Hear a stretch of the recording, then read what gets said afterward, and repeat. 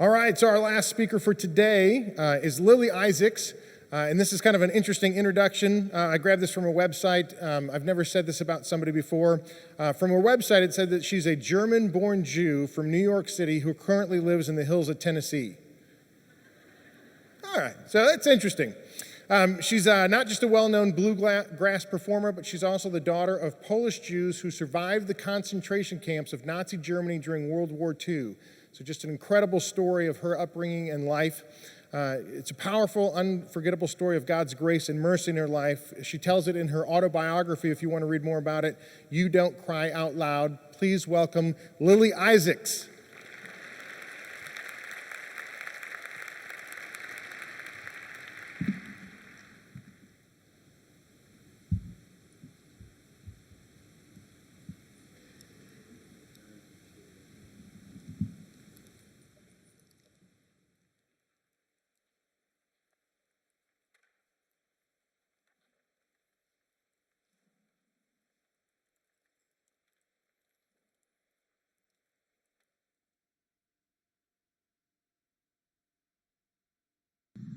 "70 years after the murder of 6 million Jews, Iran's rulers promised to destroy my country, murder my people, and the response from this body, the response from nearly every one of the governments represented here, has been absolutely nothing. Utter silence. Deafening silence.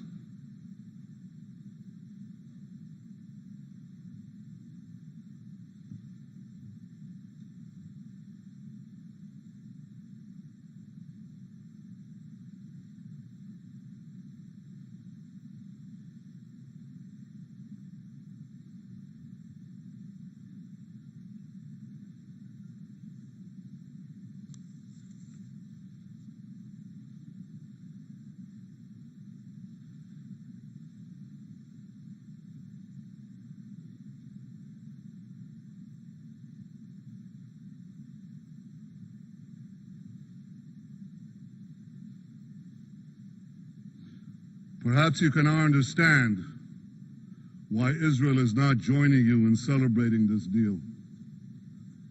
If Iran's rulers were working to destroy your countries, perhaps you'd be less enthusiastic about the deal.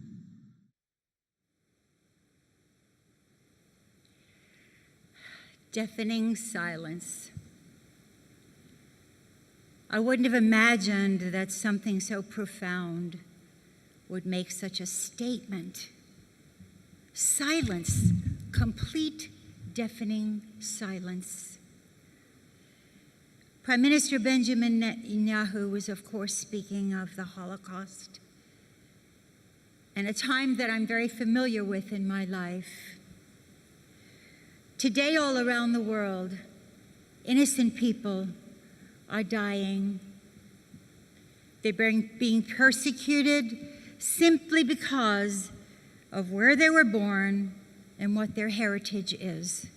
That's all. Most of the world knows about many of these events, but again, deafening silence. We, as Jewish people, say never again. I just read somewhere online that the UK is currently trying to pass a bill, a law, to take out the Holocaust out of the history books of the children. I found that very offensive, and I couldn't understand it.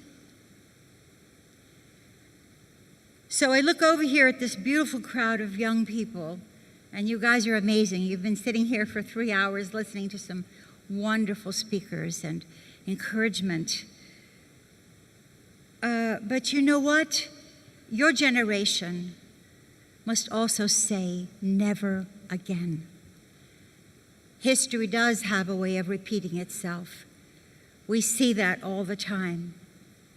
So my challenge to you as a body of believers, as a body of wonderful young people, is to educate yourself in things that are going on around the world, just as you've heard today, and say, we must never let this happen again. I am Jewish by birth, and it is quite an interesting story. I did not grow up as a believer, so my story is a little different than some that you've heard today. I was actually taught to believe that Jesus was not Messiah. I was taught to believe that it was just a fairy tale, and that we as the Jewish people were still praying for Messiah to come. But my parents have a very interesting background, and I know in my heart that God has preserved me somehow through all the years to come to know Jesus Christ as Messiah and try to spread that to my people and people across the world with my family through music the way that we do. My parents are both Polish Jews, and they were born in 1920s, way before World War II. They were young adults, teenagers, when World War II broke out. My father, with his parents, had 5 siblings when World War II broke out. My mother had a mother, her father was deceased, and had 6 siblings at home with her, and one of them was crippled. She could never walk, probably had polio.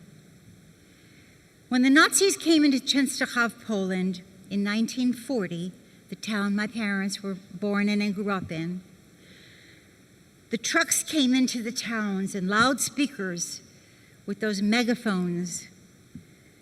Soldiers were screaming out.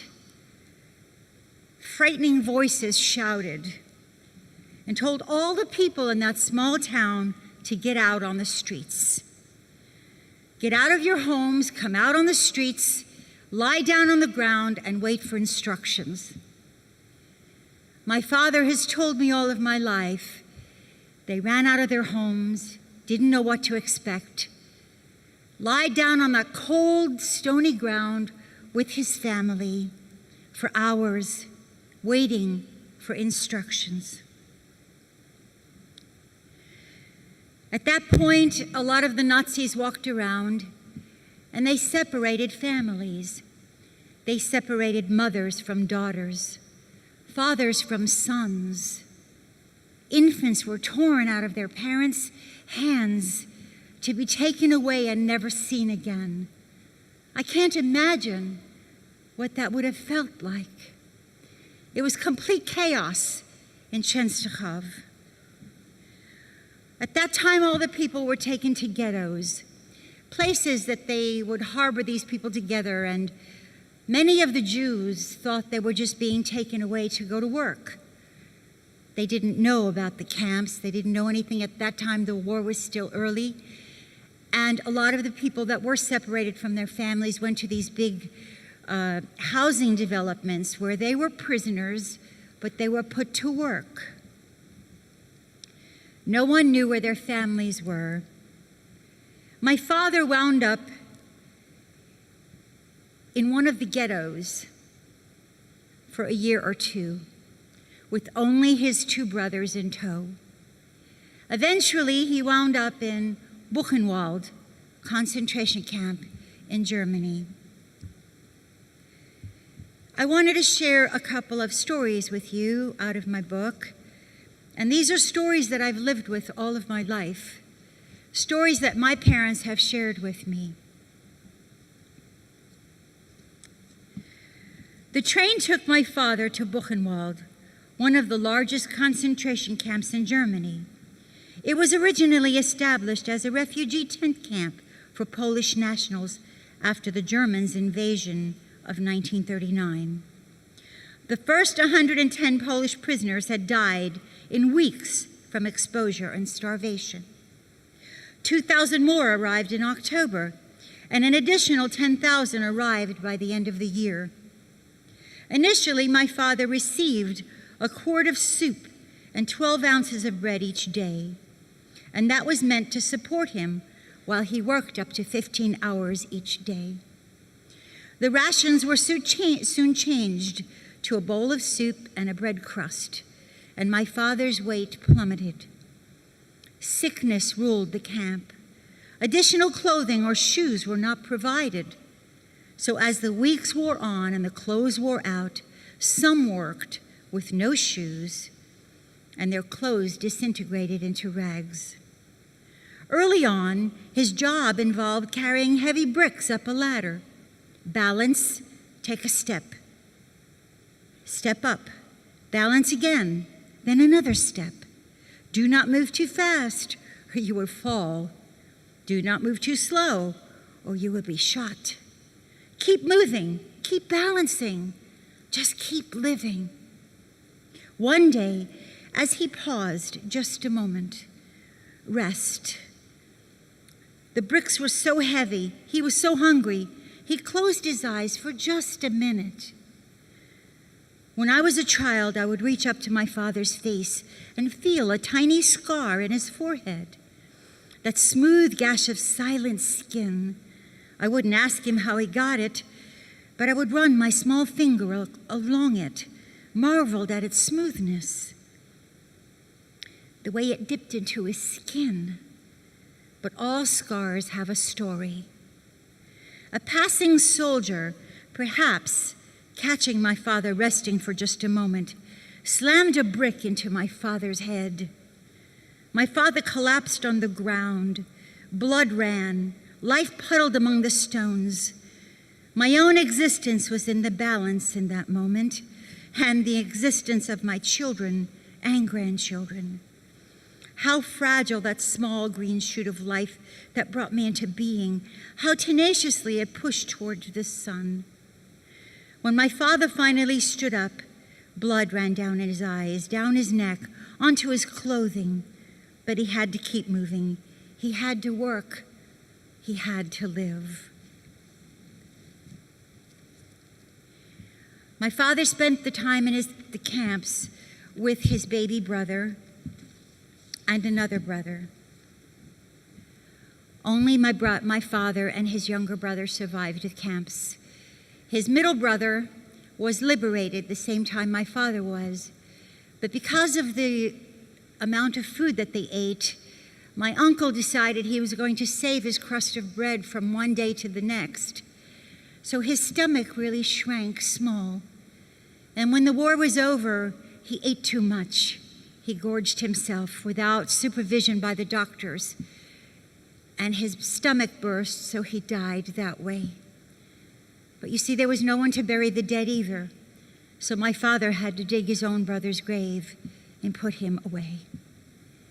He had another brother that did survive with him, that eventually got to move to Australia. My mother was young when the war broke out in the same town of Częstochowa. She was 15 years old. She was at home with her younger sister, a crippled sister, and a younger brother.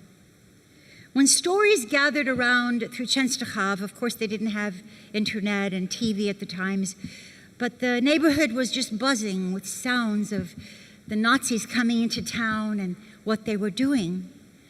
So my grandmother must have had a premonition about this, because she sent my mother and her two younger siblings to a neighboring town for groceries, even though they had grocery stores in their town.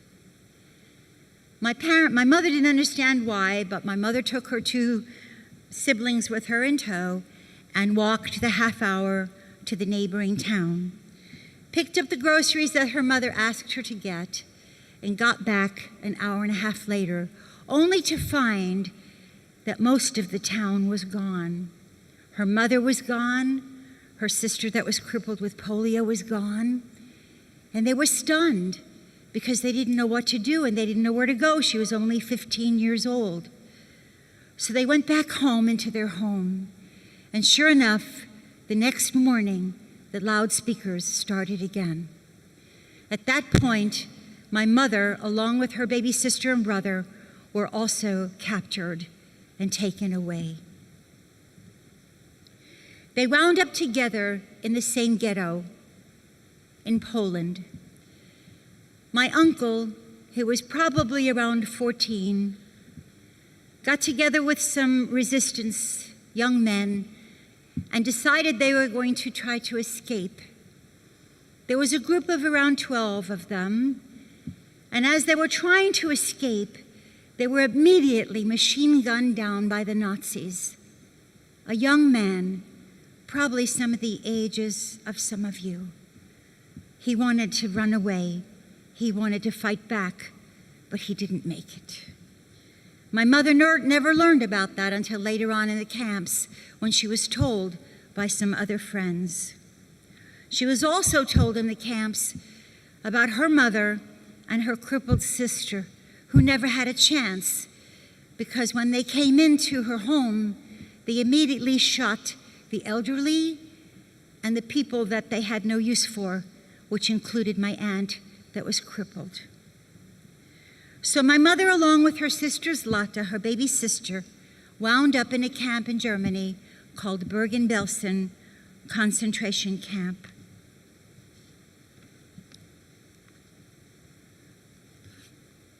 Another story told to me by my mother. When the roundup of Jews began in the ghetto of Częstochow, my mother fought to stay with her sister Zlata. They clung to one another against the chaos sweeping throughout their neighborhood.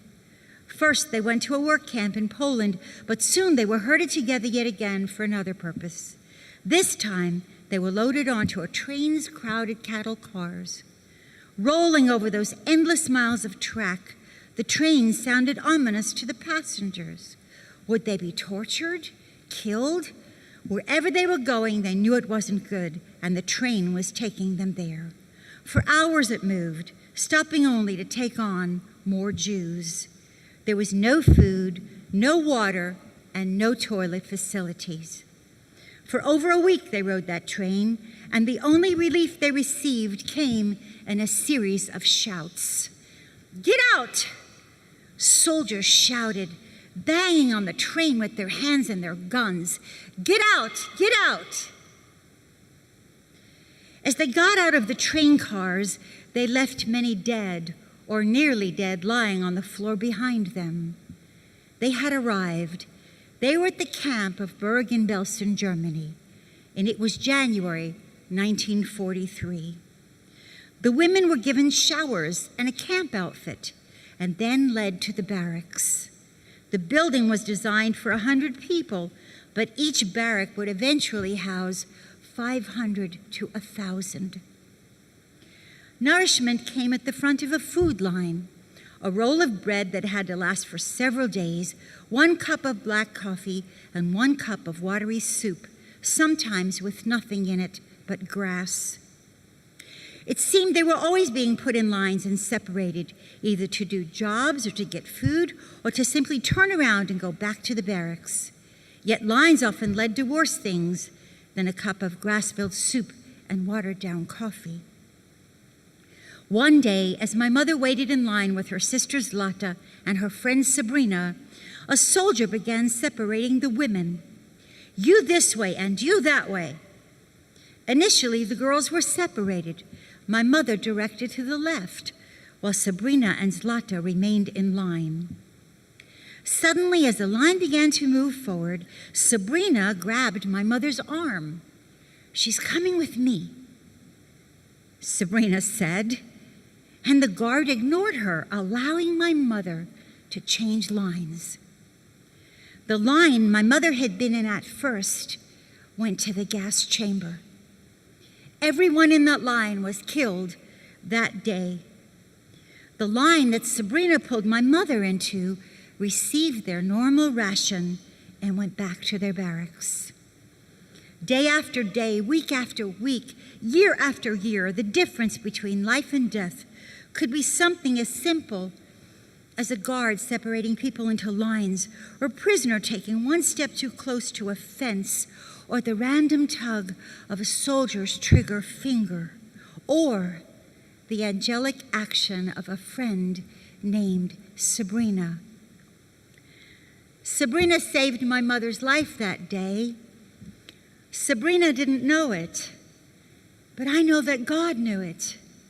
And somehow, through God's amazing grace, my mother got to live that day. And both of my parents survived the Holocaust. Several years of torture, starvation, nearly death. They lived to tell the story. And I think back about 70 years ago. In fact, Auschwitz was liberated 70 years ago yesterday. 70 years ago, it's not even been a century, it hasn't even been 100 years yet. But I think about my parents in one of those train cars traveling from Poland to Germany to be exterminated by the Nazis simply because Hitler decided he wanted to annihilate the Jewish race. But somehow, some of us made it out. My parents lived to tell the story, and I am so grateful for that. I was born in Germany in 1947, in Feldafing, Germany. My parents were able to stay there for a couple of years. There were a lot of organizations like B'nai B'rith, United Jewish Appeal, that were like Red Cross. And they came into torn apart Germany and Poland and really gave a lot of assistance to these people that had no home anymore. So they were called displaced persons because they were ripped out of the roots of their lives and taken to different countries, lost everything they ever had. So they had to start with nothing. My parents, when they were liberated, got married 2 years later. Of course, I was born in 1947. And my parents had opportunities to go to different countries in the world. Many countries opened up their arms to these displaced people.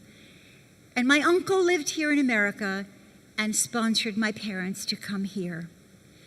So as a child growing up in New York City, I had to learn how to speak English when I started school.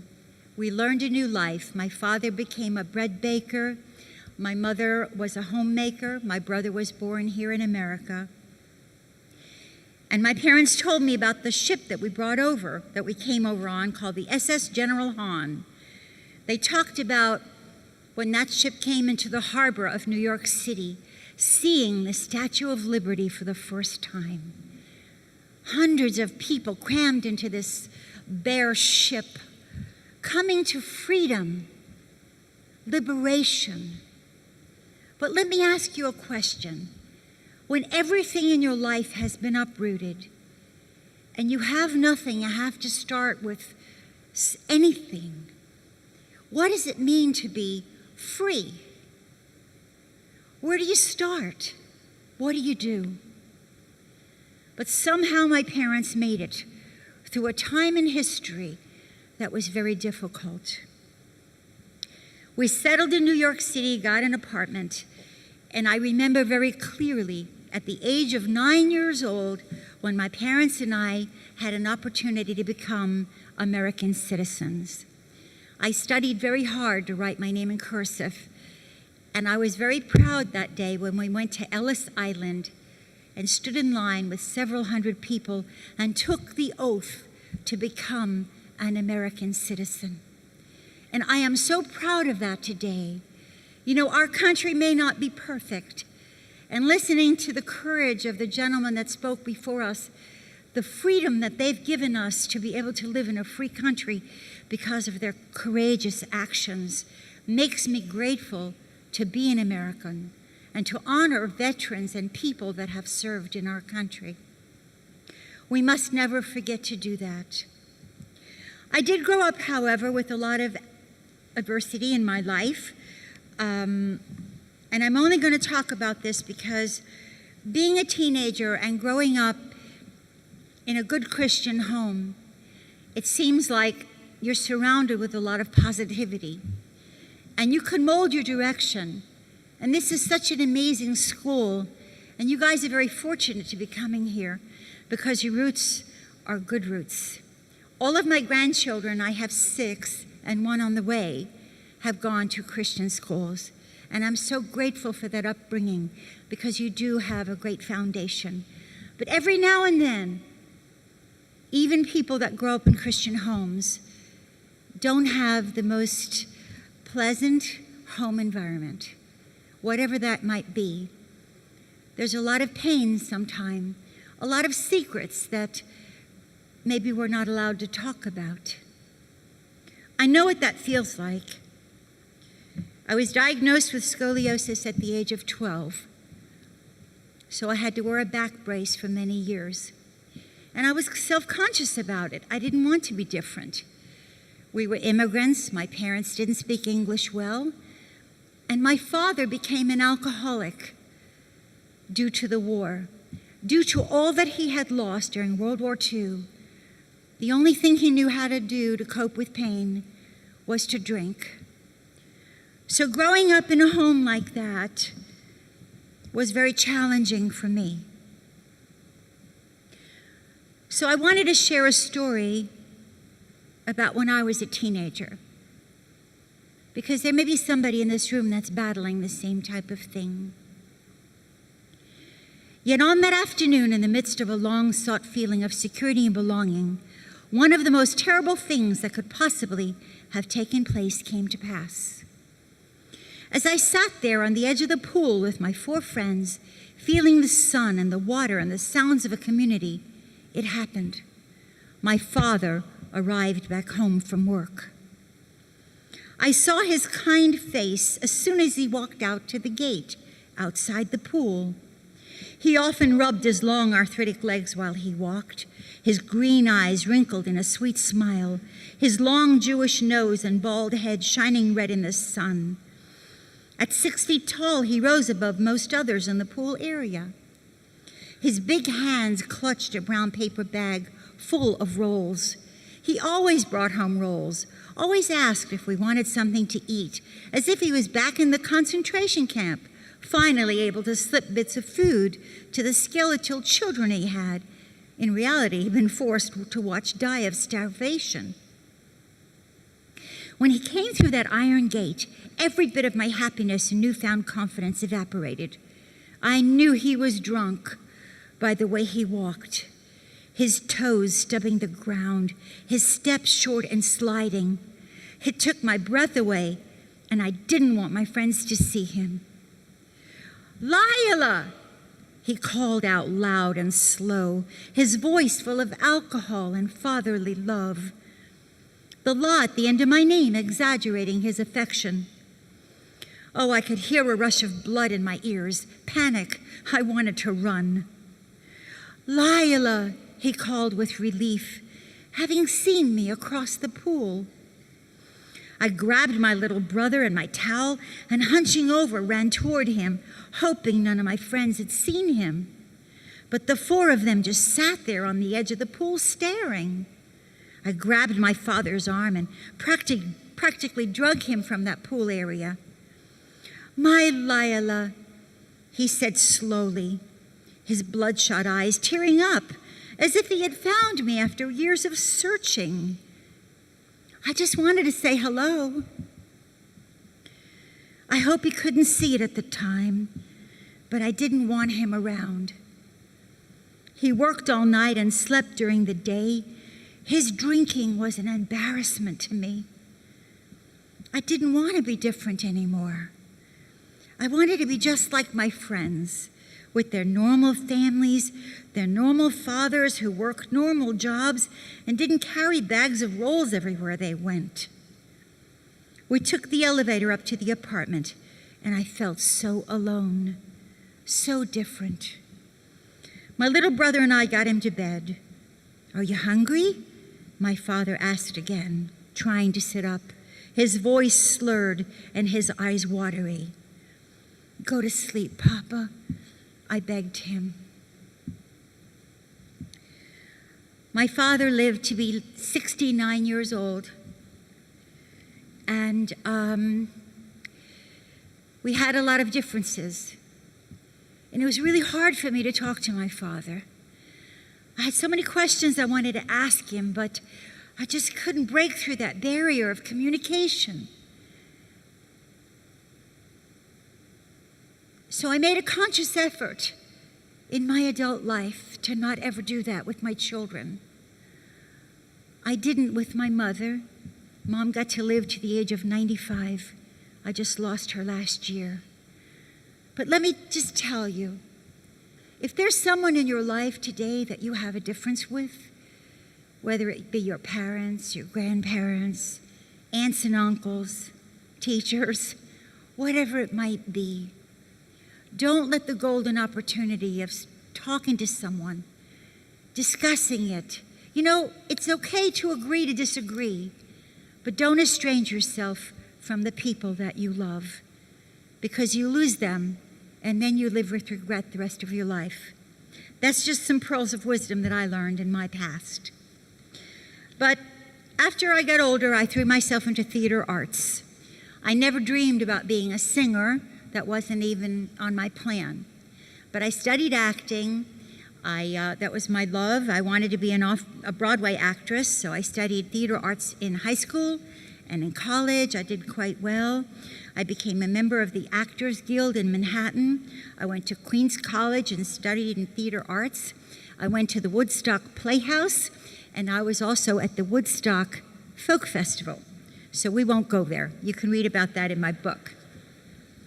And I'm pretty transparent in my book. But anyway, it was a time in history when it was good to be alive in New York City as a teenager.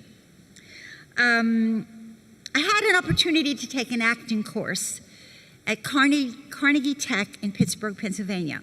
It was a summer course. I was a freshman in college. It was that summer. And so I walked in. I was this New York Bronx city girl that wasn't afraid of anything.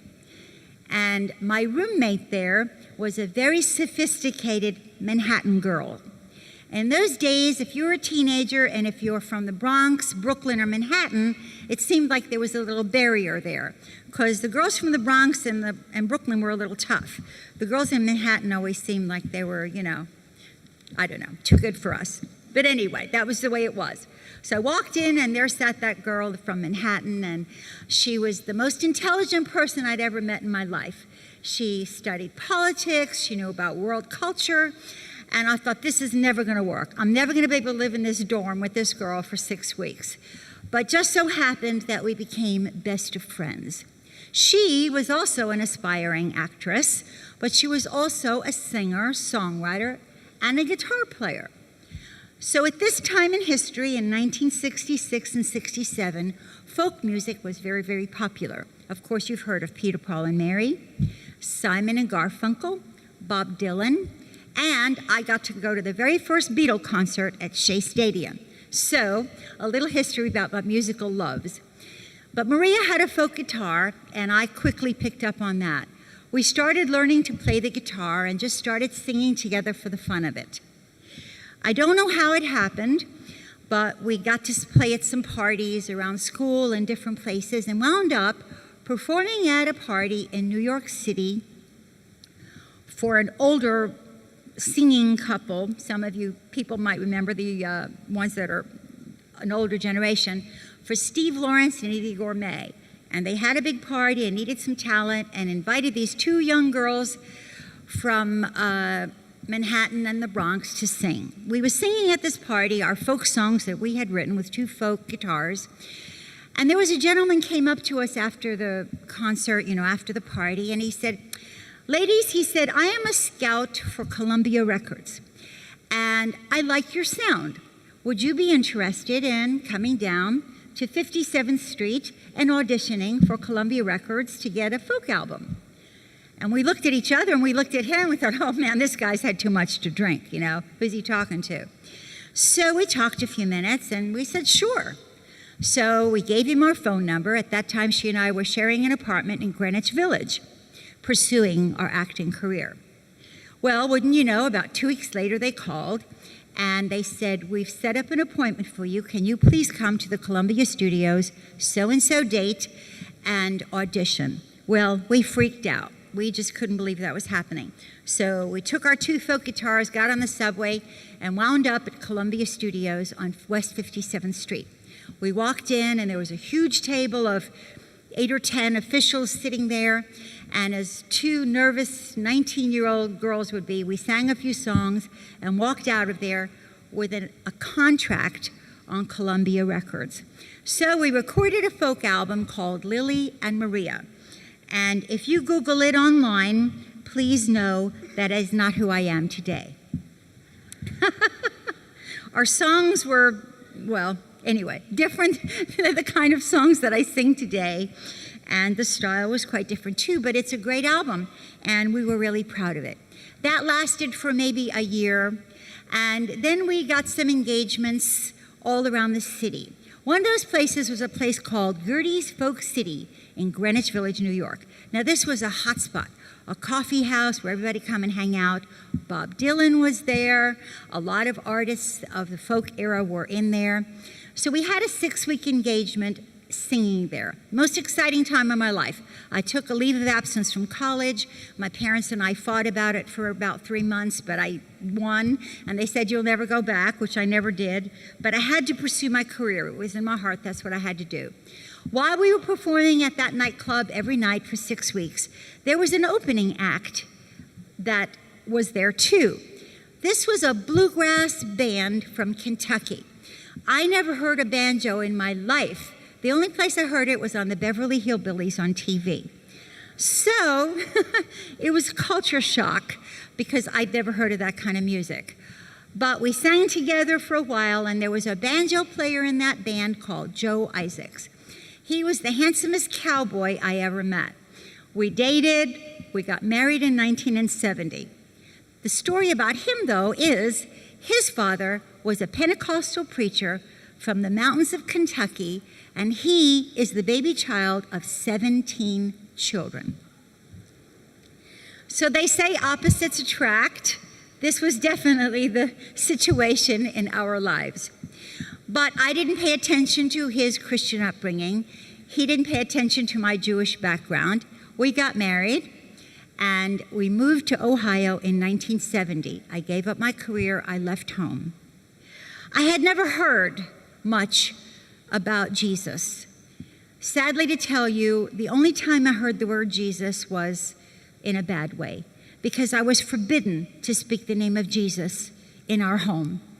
Somehow my parents associated World War II and Hitler and everything that went on with Christianity. It was a bad misunderstanding. But this is the way I grew up. After we were married for a few months, my husband's brother had a car accident, and he died at the age of 28. It was very tragic. And because of that death, the family invited us to go to church one night. Mind you, I'd never been in a church before in my life. I didn't want to go to church. I didn't care about it. But that night I went. And I sat in the very last pew observing the songs, watching the people, and the most beautiful feeling came over me. I didn't know what it was like to feel conviction. I didn't know what it was like to know the peace of having an eternal Father. Because I was almost an atheist. I was almost an agnostic. Didn't know what I believed in. And that night, when the invitation was made, I don't know how it happened, but in that very last pew, I got down on my knees for the first time in my life. I didn't know the words to say, so I couldn't say, Lord, forgive me of my sins. I didn't know I was a sinner. I couldn't ask God to forgive me. I didn't know I'd done anything wrong. But that night, I opened up my heart to salvation. And I know the moment my knees hit the floor, God accepted me into the kingdom of God. It took me several months to understand what was happening to me. So I can't really tell you that I know exactly the night that I got saved. But I will tell you this, it was a process. Because 2 months after I started going to church, learning about Jesus Christ, learning that he was Jewish, just like me, and all of the beautiful things that go along with salvation. My parents got word that I had fallen off the deep end. They found out that I joined this cult and worshiped Jesus. So they were quick to call me on the phone and tell me that I was never welcome home again, that I was the black sheep of my family, that they never wanted to see me ever again. And these were the parents that survived the worst time in history. And I wanted to bring joy to them. I wanted to bring nachas, is the word in Jewish, to people that lost everything. And all of a sudden, they disowned me because I chose to believe in Jesus as Messiah. That was a decision I made. And as much as I wanted to say, Mom and Dad, I love you, I'm not doing this anymore. I couldn't do it because I felt enough of the Lord in my heart, empowered by knowing Jesus as Messiah. So I told them I love them, and I said, you know what? I cannot give up what I have found. They didn't talk to me for over a year. But I knew what it was like to pray. I learned through that dark time in my life what it was like to find a Savior, a Messiah in Jesus. And that was the most strengthening time of my life. After a few years, we started having children. I have 3 amazing children. My husband and I were both performers, so we started singing together after we got saved. In churches around the country, we started recording albums. We were very blessed to do that. Then my son was born and my 2 daughters, and they learned how to sing and play instruments when they were very, very young. So in 1986, we took a leap of faith and went out into full-time ministry and singing, telling our story out to the world. I can't tell you today, friends, how my life has changed by knowing Jesus as Messiah. I can't tell you today how my life has changed because of my history and knowing that because of my background and what has happened in our world in the last century, that it could maybe happen again. So I challenge you tonight, today, as a body of young believers, to go out into this world and make a difference. Because, you know, we're all wired differently. We all have a story to tell. But there is genocide happening today in the world everywhere we look. And we cannot have deafening silence. We must speak up.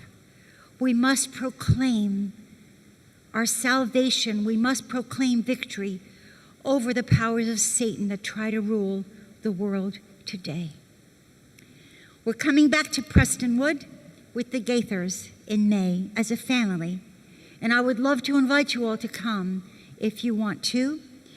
I've been honored to speak here today. I know a lot of you, I'd love to meet you at lunch and talk to you, but I've enjoyed being with you today, and I hope that something that I have said has made a difference in your life. And I'm so grateful that we get to travel around the world and proclaim Jesus Christ as the true Messiah. Thank you so much.